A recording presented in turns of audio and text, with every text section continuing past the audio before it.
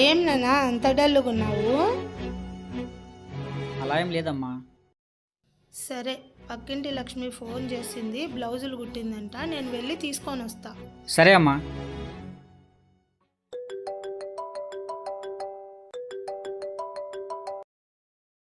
చెప్పు మామ. అరే లాలు, అదే స్థలము చూసేవాళ్ళు టౌన్లో ఉన్నారంటరా. వాళ్ళు చూస్తామన్నారా, కానీ రేటు విషయమేరా చాలా తక్కువగా అడుగుతున్నారా. మామ, ఇప్పుడున్న పరిస్థితుల్లో రేటు ముఖ్యం కాదు. ఎలాంటి పరిస్థితులు అయినా వీలైనంత త్వరగా స్థలం అమ్మేయాలి మామ. వాళ్ళని ఫోన్ చేసి రమ్మని చెప్పు.